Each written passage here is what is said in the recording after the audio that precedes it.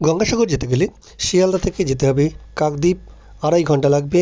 যদি কেউ বাসে যায় ধর্মতলা থেকে কাকদ্বীপ, তাও প্রায় 3 ঘন্টা। কাকদ্বীপ পৌঁছে ভেসেল 9 টাকা, 11:30-12টা পর্যন্ত চলে। তারপরেই 40 টাকা দিয়ে বোটে করে পার হতে হবে। ভেসেলে পৌঁছে যাবে মাত্র 20 মিনিট। কচুবেড়িয়া ঘাটে নেমে সেখান থেকে 50 টাকায় টোটো অটোতে গঙ্গাসাগর। এই মুহূর্তে আমি এসে গেছি গঙ্গাসাগর। কপিল মুনি আশ্রম। কপিল মুনি ছিলেন একজন সাংখ্য দর্শনের প্রবক্তা। তার পিতা ছিল কর্দম এবং মাতা ছিল দেবাহুতি। ভগবত পুরাণে কপিল মুনিকে বিষ্ণুর অবতার রূপেই গণ্য করা হয়। একদিন যখন সগর রাজা অশ্বমেধ যজ্ঞ করছিল, সে অশ্বমেধ যজ্ঞ করার সময় তার ঘোড়াটিকে ইন্দ্র কপিল মুনি আশ্রমে লুকিয়ে রাখে। লুকিয়ে রাখার পরে সগর রাজা খুঁজতে খুঁজতে তাদের পুত্ররা কপিল মুনির আশ্রমে পৌঁছায় এবং দেখে সেখানে অশ্বমেধ যজ্ঞ ঘোড়াটি ওখানেই লুকানো রয়েছে। তারা কপিল মুনিকে দোষ দেয় এবং কপিল মুনির প্রতি তাদের আক্রোশ। সেক্ষেত্রে সগর রাজার পুত্ররা কপিল মুনিকে ডিস্টার্ব করতে থাকে।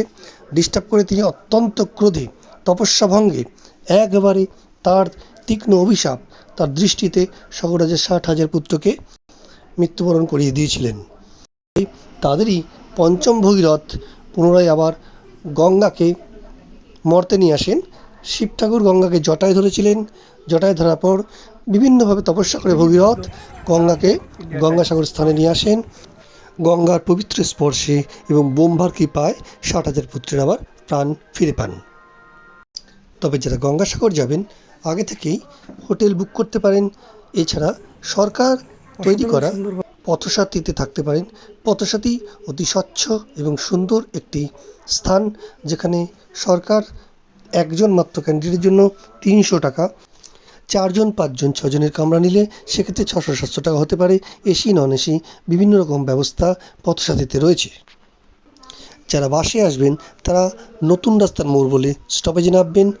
সেখান থেকে টোটোয় 20 টাকা থেকে 8 নম্বর ঘাট এসে পৌঁছাবেন। ওদের ভাষায় বলে লর্ড নাম্বার 8। তারপর ভেসেল পার হয়ে কচুবেড়িয়া, সেখান থেকে 50 টাকায় 20-25 মিনিটের মধ্যে একদম পৌঁছে যাবেন পথসাথী এবং পাশাপাশি গঙ্গাসাগর। 12টা থেকে প্রায় 3টে পর্যন্ত ভেসেল বন্ধ থাকে, কারণ চড়া পড়ার জন্য। সে সময় আপনি বিকল্প রাস্তা ধরে লর্ড নাম্বার 8-এ পৌঁছে সেখান থেকে কাকদ্বীপ থেকে আবার পুনরায় শিয়ালদা।